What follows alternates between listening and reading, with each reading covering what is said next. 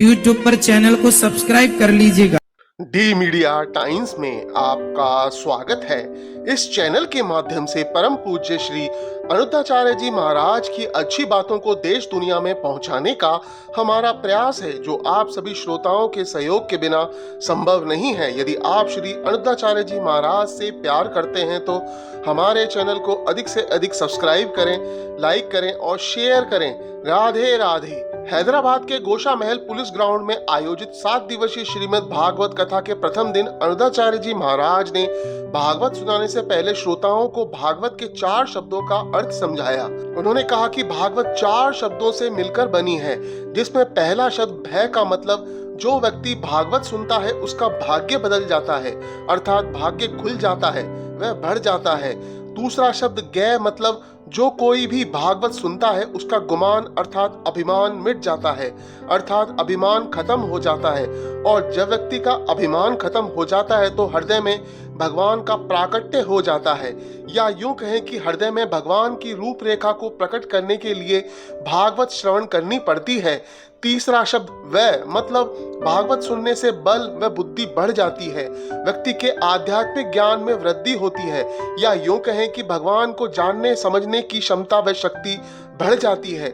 और चौथा शब्द तय मतलब जो भागवत श्रवण करता है उसकी तकदीर व तस्वीर बदल जाती है, व्यक्ति के चेहरे का ओज बढ़ जाता है और वह निरंतर प्रगति की नई ऊंचाइयों की ओर बढ़ने लगता है। अनुद्धाचार्य जी महाराज ने कहा कि इसीलिए भागवत कथा सुननी चाहिए।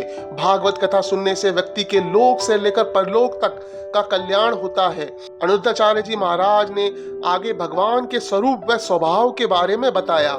श्रोताओं से प्रश्न करते हुए अनुद्धाचार्य जी महाराज ने पूछा कि भगवान रहते कहाँ हैं, तो इसके जवाब में श्रोताओं ने कहा कि भगवान हृदय में है, भगवान कण कण में है।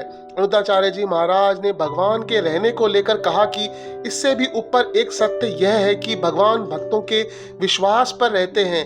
यदि आपको विश्वास है तो भगवान है, और विश्वास नहीं है तो भगवान नहीं है। उन्होंने कहा कि मंदिरों में भी भगवान आपके विश्वास पर ही हैं, नहीं तो जो भगवान को नहीं मानते उनके लिए तो वह पत्थर की मूर्ति है। अनुद्धाचार्य जी महाराज ने कहा कि यदि आपको भगवान को पाना है तो पहले अपने विश्वास को मजबूत बनाओ। कई बार लोगों का भगवान पर से विश्वास उठ जाता है और इसके पीछे सबसे बड़ी वजह होती है कि उनका स्वार्थ, क्योंकि स्वार्थ ही है जो भक्त को भगवान से दूर ले जाता है और भक्त भगवान पर संदेह करने लगता है, उन्हें नहीं मानता। इसीलिए भक्तों को भगवान की भक्ति करते समय कुछ मांगना नहीं चाहिए, इच्छाएं व कामनाएं नहीं रखनी चाहिए। उन्होंने कहा कि भक्त और भगवान का रिश्ता निष्काम होना चाहिए, वह निस्वार्थ होना चाहिए। उन्होंने कहा कि भगवान तो अंतर्यामी है, वह भक्त के सुख दुख परेशानियों व कठिनाइयों को जानते हैं। यदि आपका भगवान पर विश्वास दृढ़ है तो वह आपकी सभी मनोकामनाओं को पूरा करते हैं, आपकी सुनते भी हैं। और यह होगा तभी जब आप भगवान के होंगे, भगवान से रिश्ता जोड़ेंगे। और भक्त और भगवान के रिश्ते के बीच में स्वार्थ नहीं होना चाहिए। अनुद्धाचार्य जी महाराज ने आगे भगवान को देखने व नहीं देखने को लेकर लोगों की जिज्ञासा का समाधान किया। उन्होंने कहा कि मानो तो मैं गंगा माँ हूँ और न मानो तो मैं बहता पानी हूँ।